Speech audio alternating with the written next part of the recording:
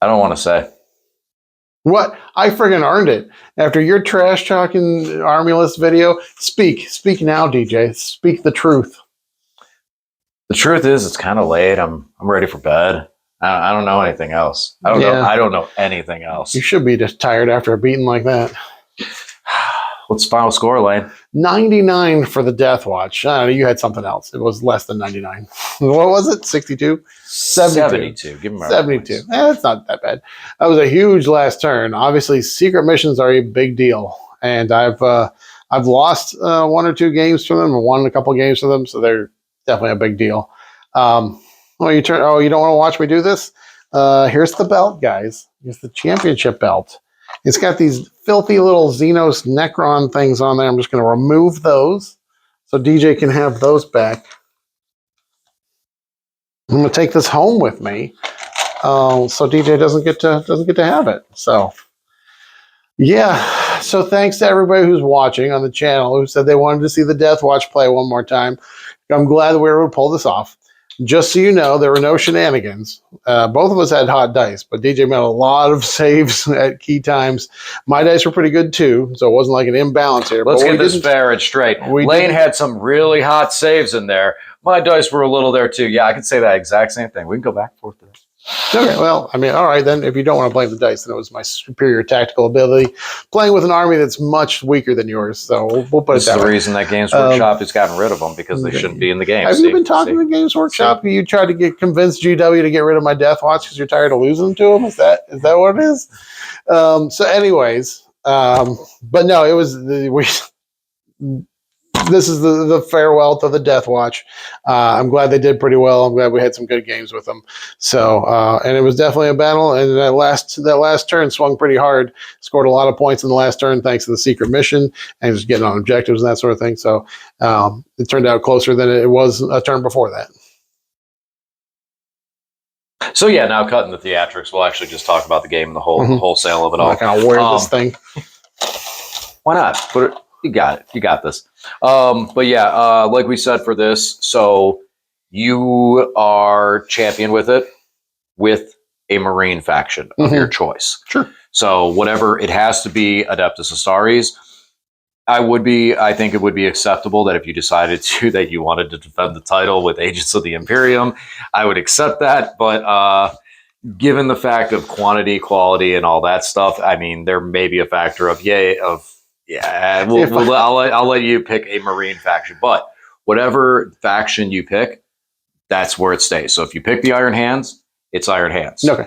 Fair enough. If I chose to defend with Imperial agents, my reign as champion would be very short. It would not last very long. It would be one of those moments where you're dodging every single title defense. Right. So, but yeah, let's go over with a little bit about the game. Like we've talked a lot about the DeathWatch, so there isn't a whole lot to say in the nature of like the army construction. You're locked in for this weekend and everything like that. As far as with Necrons, I was not, although the Locust Heavy Destroyers charged a captain and basically one shot the pod when it came in necessary. All in all, they just really didn't seem like they provided a lot for me for the game. I'm going to try, I think the Ophidian route would be the better route, taking the 3-man squad of Ophidian destroyers to be able to get up and down across the field for those secondaries, on top of maybe a 3-man squad or a 2-man squad of just regular locusts that can they get reroll hits with lethal against units on objectives. So I think those would be good quality on that. First time I've really seen you use the precision tactic.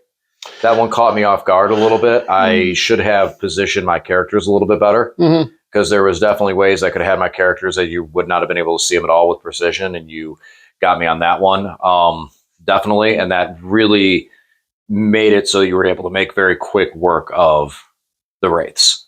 Yeah, definitely. I mean, I knew the wraiths were going to be a problem. I didn't have a lot of other targets early on, so I went for them early on and figured that by taking out the technos, then I would be able to chew through the rest of the wraiths. They're still toughness 6 with 4 up invuln. They still reanimate, but they don't reanimate when they're not there. Yeah, it's much easier. I will say that my dice were pretty good when I went into them with the jump intercessor squad because they picked up 3.5. Yeah, that was definitely a hot turn. Mostly with chainswords. I mean, they were my tome target. I was getting sustained, but with all the rerolls, I got a lot of wounds through on chainswords. So they definitely did the work there. But yeah, it was just a super bloody game. By the time we got to the end, there weren't a whole lot of either army. We both had a couple hundred points left on the table. That's about it. Yeah, the Doomstalkers did really well, as they always do. A lot of damage output. Yeah, one of them had a hot shot where he picked up 8 of my Stern Guard. Yeah, that one Stern Guard squad, he just put them out of the game in one hit.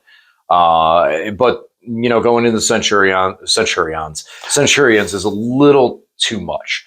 I don't really have an answer for those T4 models per se, especially the bouncing around the field. I'm actually happy not T4, 4 wound. I'm sorry, 4 wound, yes. Yeah, because with the 3 damage and the 2 up saves. But at least now they won't be bouncing around the field quite as much. And that's going to be definitely a benefit to make things a little bit easier. And Eradicators not deep striking in will be nice too.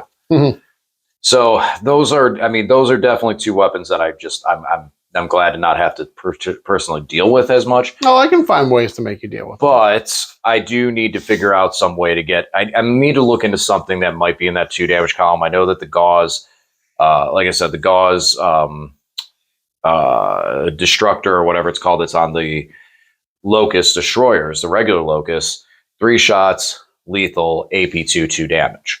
So that might be a good weapon going into things like that because it's 3 shots apiece per guy. So it'd be 6 shots for 2 of them. Rerolling hits at a unit that's on objective marker. So something like the Centurions, it's tough. That's something that can hurt them pretty bad. Definitely, I think the MVP in a lot of ways was Psychomancers. They were able to just knocking things away, not like the Eradicators. Oh, boom, you can't armor a contempt. Smack you with a... Yeah, shutting off my armor contempt was a huge thing. I failed a lot of those saves for you. But it's a huge effect when it shuts off your defensive ability. So that combined, you can combine, him, making me take a battle shock at -1 or something at -2. Then I can't armor of contempt. And then you can spend a CP to make so I don't have cover if I'm on the objective. And that's a big shift in, the amount of damage getting through on my Marines. Another thing that I'm considering is just going more into the combat side of things, getting stuff that I can maybe push more on the field. Scorpex might be nice. They hit relatively tough, and that's a big thing with some of these shooting units is be able to tag them, like with your Centurions. Centurions. If I can get them in combat, they shut down really, really hard. So that's a big thing too. I should have probably not tried overwatching them and probably just hit the jump intercessors when they moved up, especially because those jump intercessors, if I hit them, they just scatter to the wind fast. Any power armor or basic Marines hitting by that cannon just gets scattered to the wind. And I could have cleared them instead of not doing anything to the Centurions and having them just shoot and blow up. I mean, everything that happened would have happened either way, but then I would have not had the jump infantry in my face, and it wouldn't have been that much, but still different options. If I could have overwatched the Watchmaster when I was originally thinking about it, when you moved him, you're like, oh, he'll move within this. He's in range. I'm like, wait, but before he moves in that range, I can overwatch him.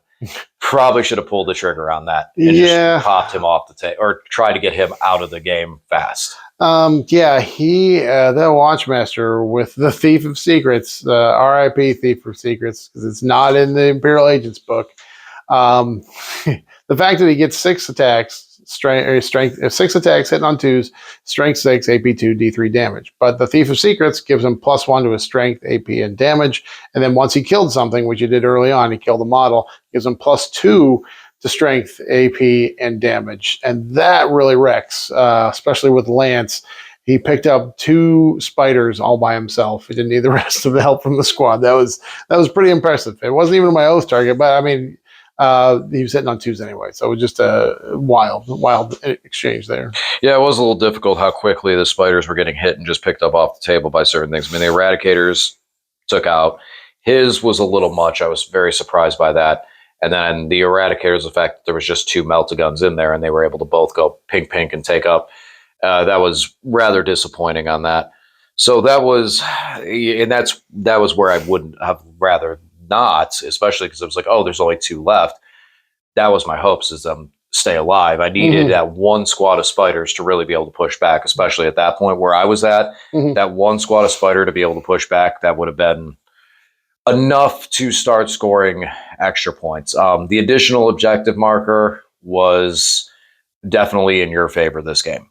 You know, that extra objective marker was in your favor to really run away with those primary early, especially because you were able to leapfrog that Rhino around when nothing was going on. That Rhino scored me like 30 points. He terraformed 2 objectives and just out there holding objectives and did area denial. That was I got a lot of points off of one Rhino today. And especially because he was able to do so much work with that in the center. You know, like you said, he was able to terraform one, then get over to another one for this area denial. So he was able to kind of just drive in circles around the center. Well, that was my plan, was to make you make a decision. So he goes out there and terraforms. So that means if you want to stop him from terraforming, you've got to kill something that doesn't have much damage output. So you would have to put effort into killing a Rhino while there are Devastator Centurions and Eradicators and all sorts of stuff on the table. I was trying to wheel into that position with the Locust Heavies. I was trying to get in that position to be able to do that. But the Centurions weren't going down. And I could not have them. I couldn't have them where they were standing, just keep going. I had to get them reduced down. Eradicators are relatively easy for me to kill because I have the flat 3 damage. The Centurions are just very difficult for me to take out. So, all right. Well, you got one more GT this weekend, and then that's it. That's it. That's the last ride. Very sad to see him go. Hopefully we do well, and I will report back next week too to let you guys know how the DeathWatch doing the last ride of the DeathWatch. All right. And as always, thanks for watching. We'll talk to you again soon.